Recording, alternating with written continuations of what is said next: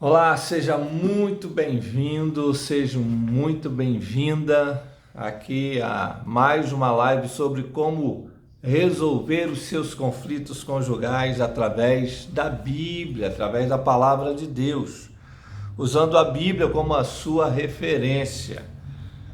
Todos os seus conflitos conjugais podem ser solucionados com a palavra. A Bíblia tem conselhos, a Bíblia tem diretrizes, a Bíblia tem tudo que você precisa para resolver os seus conflitos conjugais. Tudo, absolutamente tudo. Não existe nada no casamento que a Bíblia não contemple. Não existe absolutamente nada no casamento que você não possa solucionar com a palavra de Deus. Afinal, é a palavra de Deus. Deus é o autor do casamento. Foi Deus quem criou, que fez o primeiro casamento, né?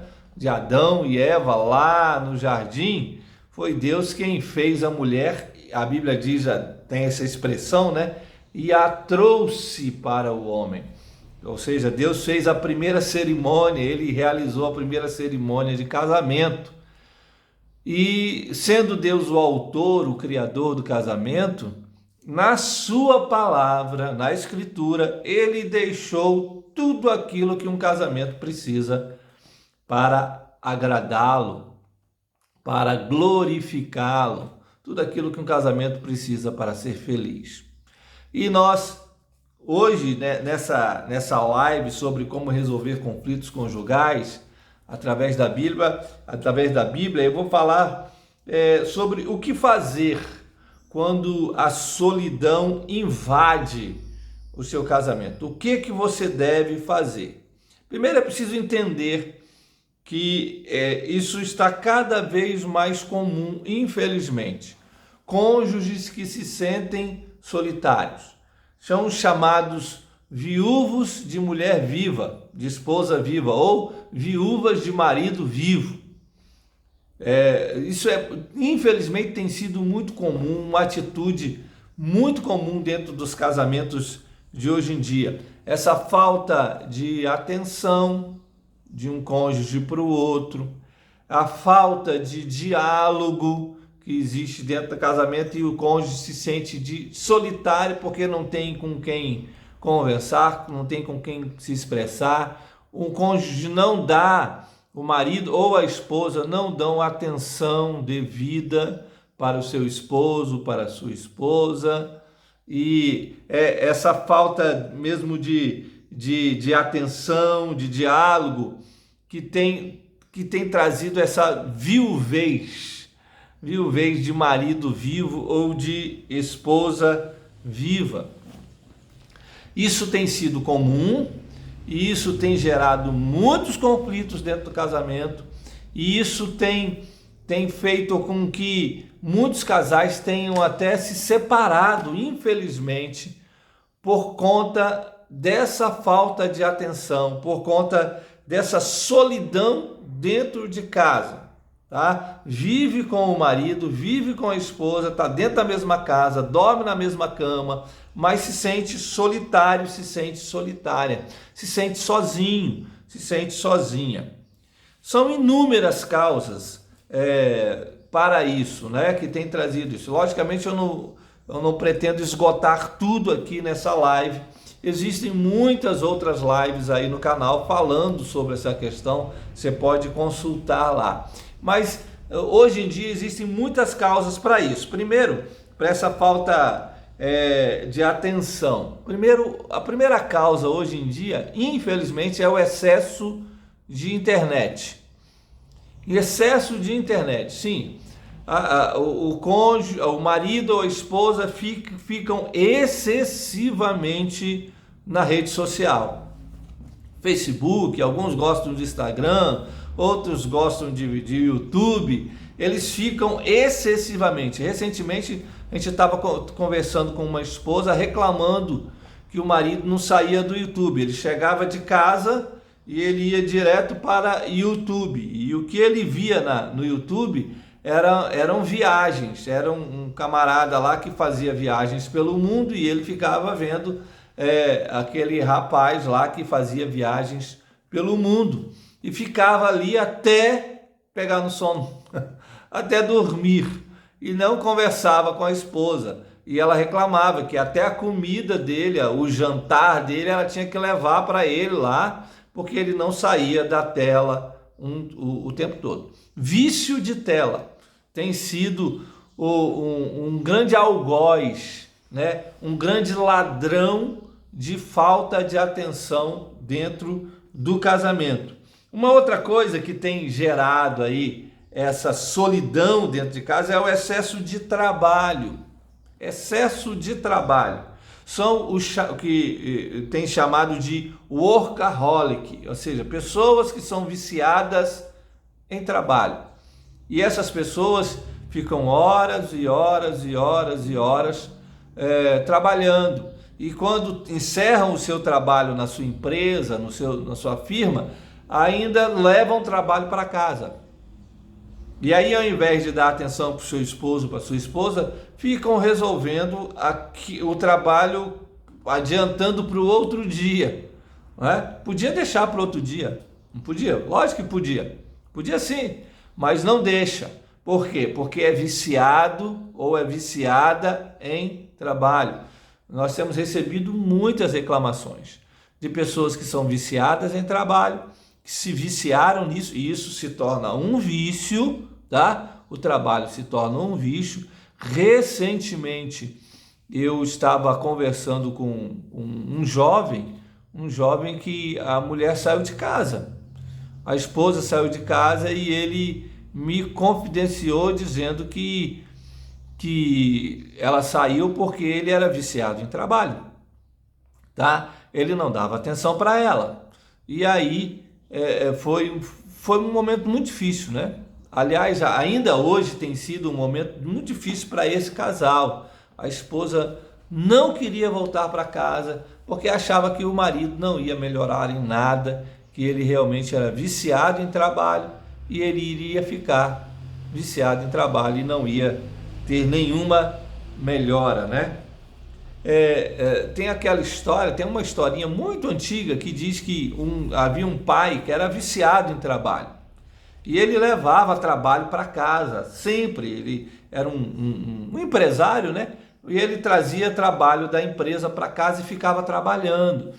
E aí ele não dava atenção para ninguém da casa. E tinha a esposa e um filho.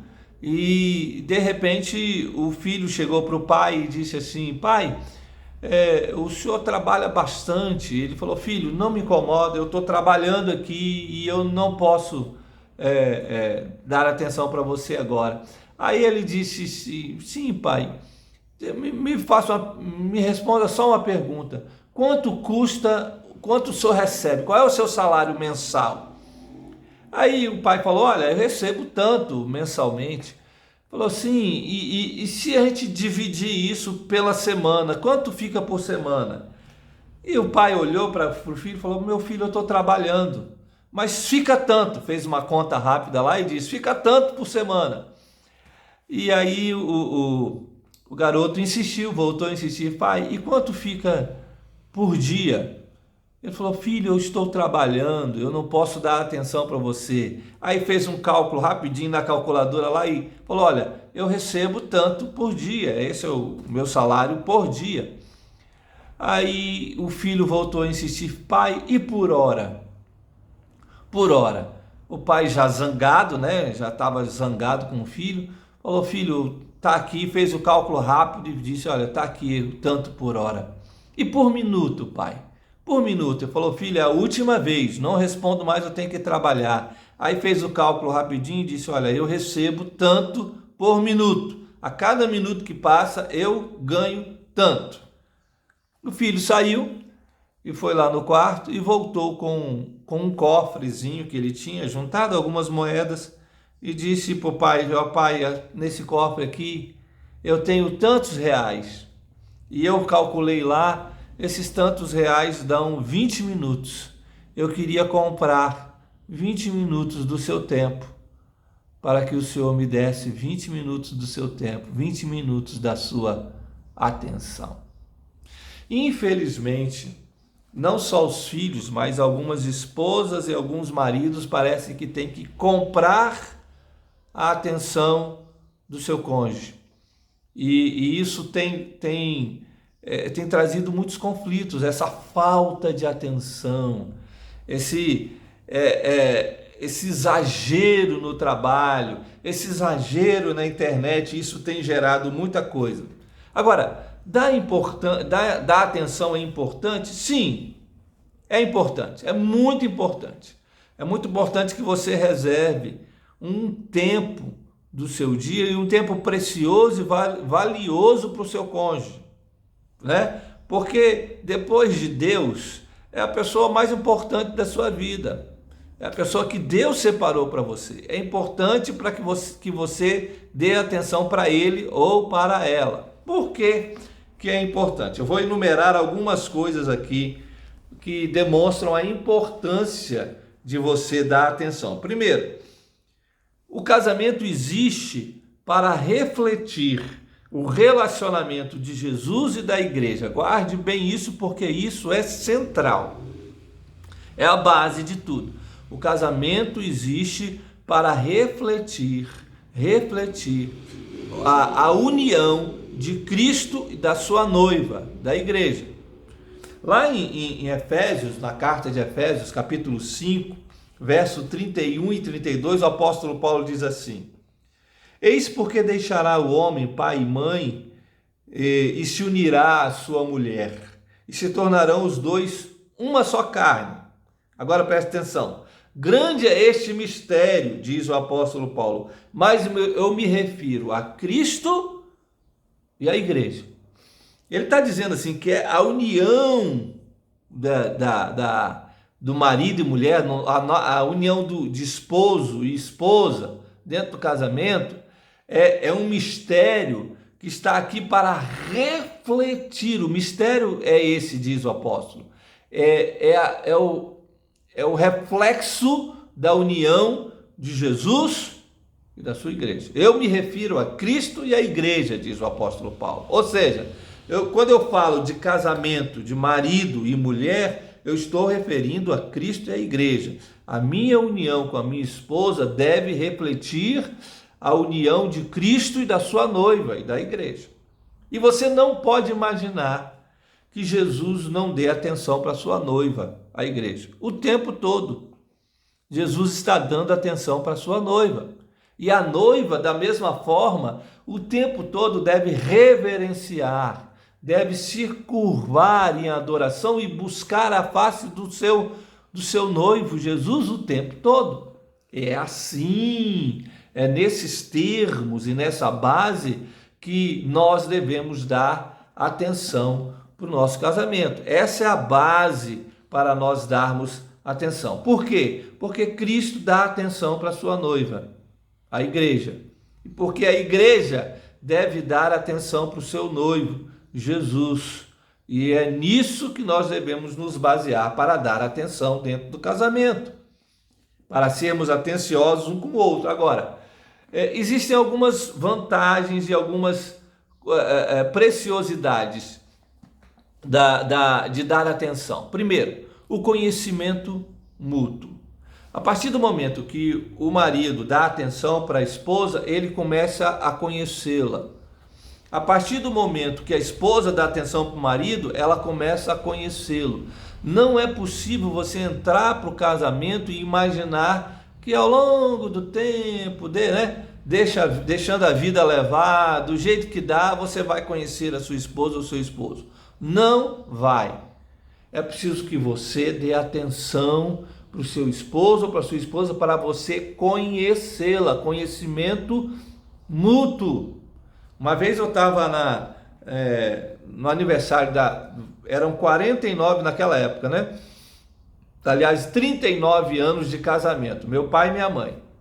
E naquele dia eu estava na casa deles, né, para comemorar. Estava nos preparativos, porque ia ter uma festa à noite, né? E durante o dia a gente estava lá ajudando nos preparativos da festa dos 39 anos de casamento do meu pai e da minha mãe. E eu lembro que a certa hora dos preparativos, eu não sei, não lembro o que houve, mas o meu pai parece que esqueceu alguma coisinha lá. E a minha mãe reclamou dele, falou: poxa, a gente está preparando, são 39 anos de casamento e você esqueceu disso, tem que ir lá comprar, não sei o que, e falou. De repente ele deu uma resposta, sabe aquela resposta atravessada? Ele já estava por aqui, né? Ele já estava nervoso por causa daquela festa. E aí ele deu uma resposta dura e atravessada para minha mãe.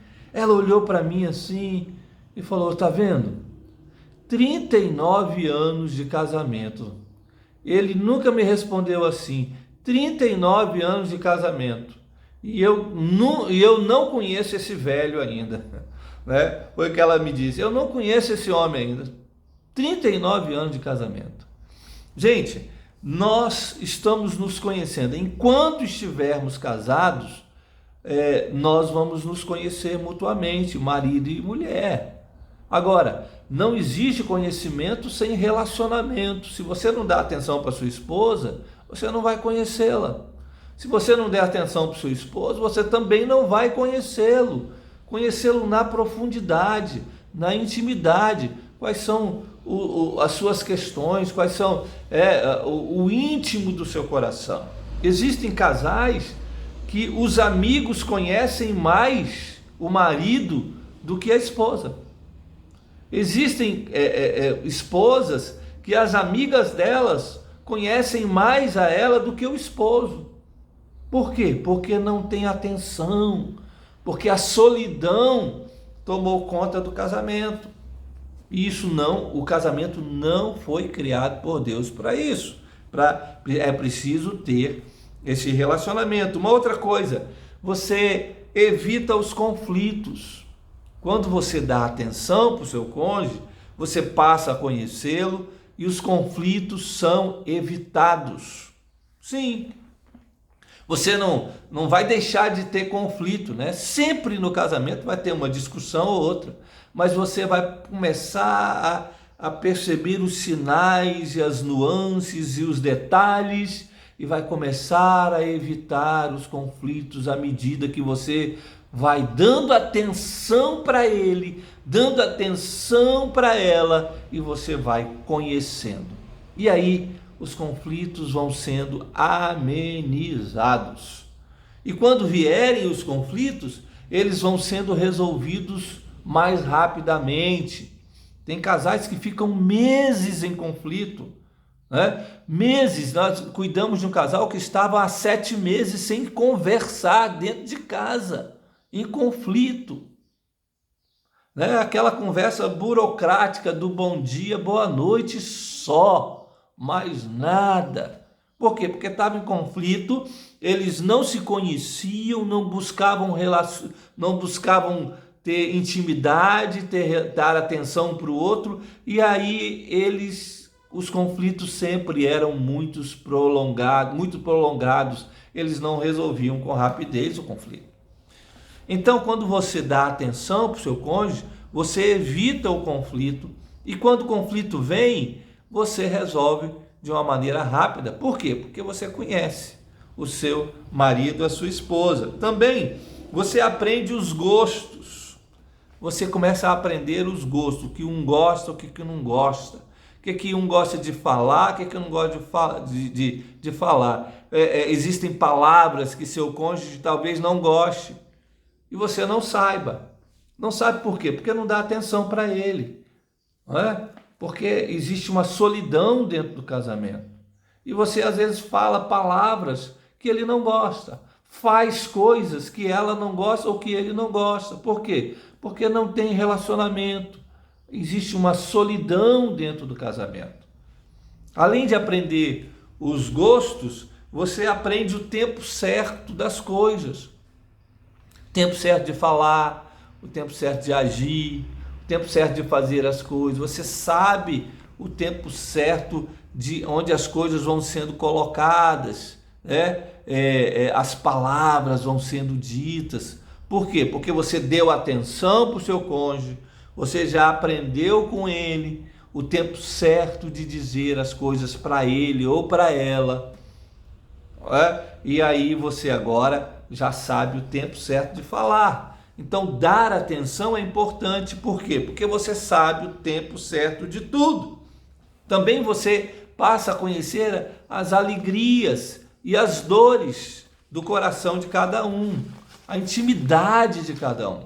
Você passa a conhecer o coração do seu cônjuge. Infelizmente, nós temos muitos casamentos em que nós atendemos alguns alunos nossos que não conhecem o coração do seu cônjuge. E nós temos falado tanto isso com eles. Procure conhecer o coração do seu cônjuge. Por quê? Segundo Provérbios, lá capítulo 4, verso 23, é do coração que procedem as fontes da vida. É aqui, nesse sentimento. Se você não sabe os sentimentos, aquilo que está lá no íntimo do coração do seu cônjuge, como é que você vai resolver a solidão dentro do casamento? Não vai.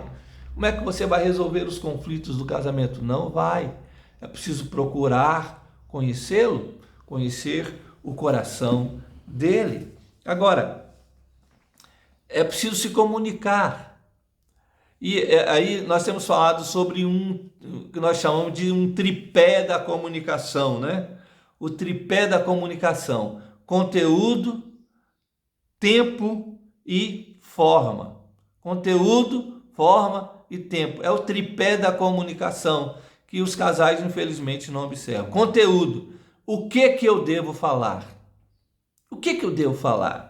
Eu vou caminhar basicamente, tem lives aí falando especificamente sobre isso. Se você quiser ir no canal aí e ver lá no canal do YouTube, enfim, tem lá live falando específico, mas eu vou dar um apanhado geral aqui sobre esse tripé. Primeira coisa, o que falar?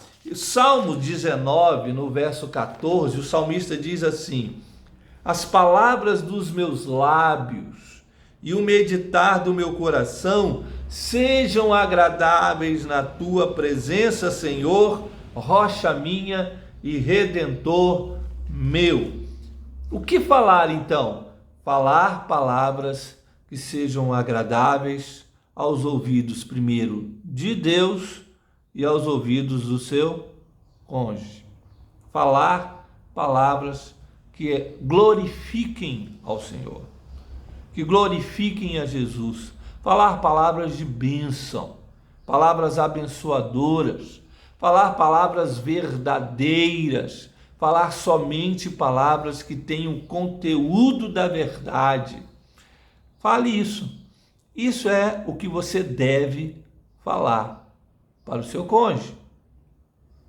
Agora, como falar? Aí nós vamos lá para Provérbios. Eu quero ler Provérbios capítulo 15, verso 1 e verso de número 2, quando o autor de Provérbios diz assim, olha só: a resposta branda desvia o furor, mas a palavra dura suscita ira.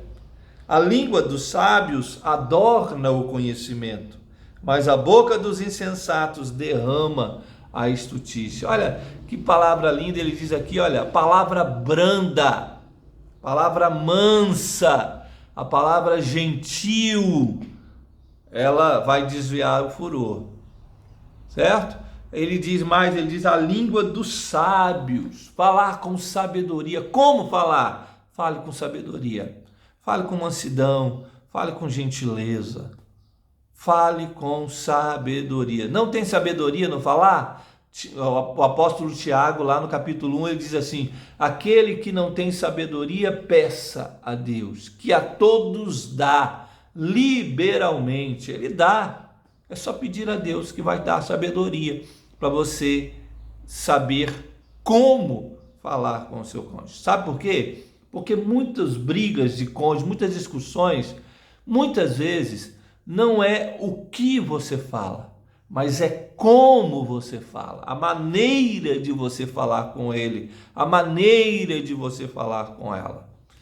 E aí você aprende isso dando atenção para ele e para ela, conversando e dialogando com ele ou com ela. Ainda, a terceira forma da comunicação aqui, que é importante para dar atenção para o seu cônjuge, é o tempo. O tempo certo de falar. Existe um tempo certo para você falar. Olha, Provérbios capítulo 18, verso 13. Olha o que o autor de Provérbios diz aqui. Ele diz assim: responder antes de ouvir é estultícia e vergonha, é insensatez e vergonha. Responder antes de ouvir. Quantos casais, na hora da briga, da discussão, a pessoa, o outro nem falou ainda, você já está respondendo. Responder antes de ouvir, diz o autor aqui bíblico, é insensatez, é vergonha, você vai passar vergonha. Então, tem o tempo certo.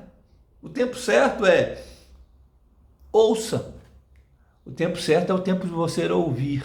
Ouvir para responder. Ouvir para falar. Lá em Eclesiastes, no capítulo 3, no verso 7, ele diz assim: há tempo de calar e há tempo de falar. Há o tempo de ficar quieto e o tempo de você poder falar. É preciso respeitar isso, para que você tenha uma boa comunicação e você dê atenção correta e adequada para o seu cônjuge, para que o seu casamento não seja um casamento solitário, e caminhe debaixo de solidão. Quantos casais dentro de casa, debaixo do mesmo teto, mas estão sozinhos? É preciso também não permitir que o tempo da atenção mútua seja roubado. Roubado pelo quê? Pelo trabalho, por exemplo, pelos amigos. Uma vez nós cuidamos de uma moça, eles eram jovens, casados, não tinha nem um ano de casado ainda, e ela veio reclamando. Reclamando por quê? Porque o esposo, ele saía do trabalho e ao invés de ir para casa, ele ia para um bar, ficar com os amigos. Ele ficava horas, ele saía às 18 horas do seu trabalho e geralmente ele chegava em casa 7, no máximo 19 horas, no máximo 1 hora da chegada do trabalho até em casa, por causa do trânsito daquele horário. Mas ela reclamava que ele chegava todos os dias em casa 10 horas da noite, 10, 10 e meia. E onde ele estava? Estava com os amigos, estava no bar, lá curtindo a vida com os amigos. Não dava atenção. Quando chegava, a esposa já estava cansada, já queria dormir. Um outro casal que nós cuidamos também, a esposa reclamava que o marido ia para a casa da sogra dele, da mãe dela, ia para lá. E quando ele chegava em casa, ela não estava em casa, ela estava na casa da mãe. E a mãe era vizinha, morava na mesma rua, mas ela estava lá. Ela não estava ali para receber o esposo e dar atenção para ele. Então, é preciso tomar cuidado para que essas questões os amigos não roubem o tempo que é do casal, não é? Um outro ladrão de atenção do casal são os parentes, são pai, mãe, como eu citei aqui, né? A tecnologia, como eu já falei, isso tem sido assim terrível. Uma vez eu estava conversando com um esposo que reclamava que a esposa fazia tudo com o celular na mão. Ela cozinhava com o celular na mão, ela lavava a louça com o celular pendurado ali, vendo o celular, olhando para o celular. Ela fazia tudo dentro de casa com o celular na mão. Isso é ruim para o casamento. E ele ficava ali parado, sem conversar, sem ter relacionamento, sem ter a atenção da esposa. Por quê? Porque ela estava na rede social. E a rede social tem sido um grande algoz dos casamentos hoje. Você sabe que mais de 45% dos divórcios, das traições, aliás, dos adultérios que aconteceram nos últimos anos, aconteceram pelo Facebook, por páginas de Facebook. é preciso tomar cuidado com essas coisas, não é? A rede social é boa, ela é bênção, mas é bênção até que eu não a torne maldição na minha vida. É bênção até que eu não exagere, não é? O exagero, o diabo é o pai do exagero. Tome cuidado com o excesso da rede social que tem roubado a atenção do seu esposo, da sua esposa no seu casamento. A rede social tem feito muitos casais solitários dentro de casa. Uma vez nós fomos visitar um casal e a gente ficou assim, sem saber o que fazer, porque a uma certa hora ela estava na cozinha com o celular e ele estava na sala com outro celular. Na mesma casa, no mesmo ambiente. E é preciso tomar cuidado, muito cuidado com isso. Bom, é preciso buscar o prazer na atenção mútua, buscar a alegria na atenção mútua do casal. Como? Primeiro, alegrando-se nas concordâncias, naquilo que vocês concordam, naquilo que vocês convergem juntos, naquilo que vocês pensam iguais. Fiquem alegres nisso e conversem sobre isso e dialoguem sobre isso, não é? E compartilhem isso.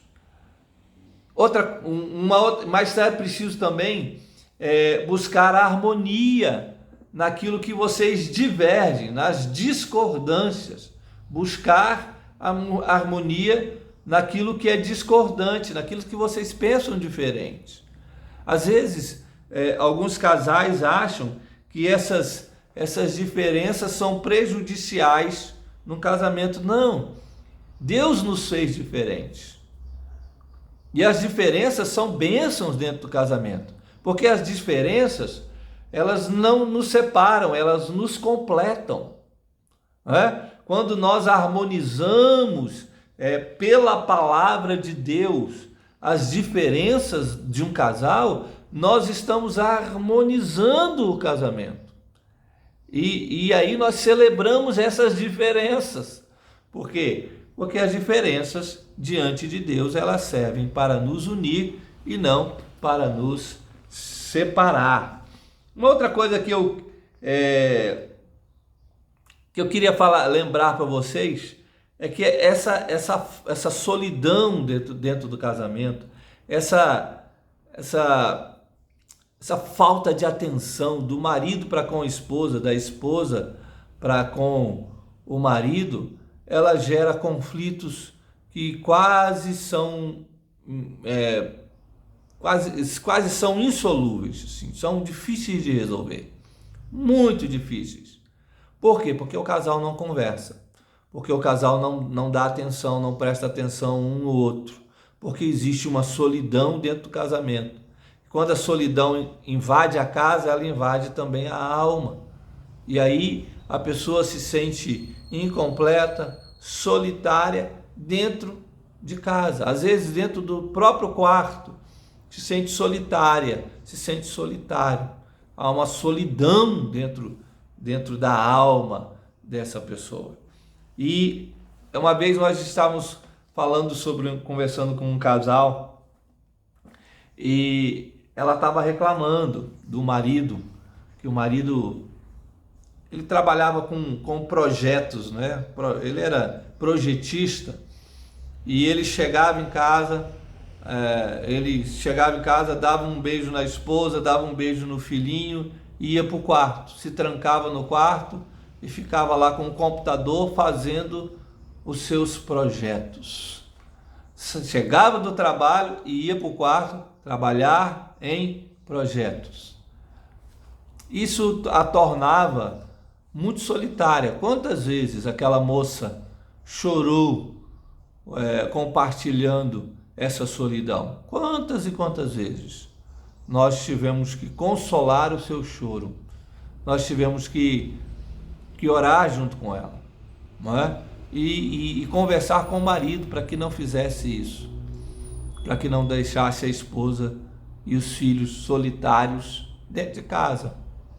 Um outro casal que a gente são alunos nossos, eles têm problema de uma conversa burocrática, não é? Eles até conversam, eles até se comunicam dentro de casa, mas aquela conversa burocrática das contas que tem que pagar, da escola do filho, o filho que deu problema na escola,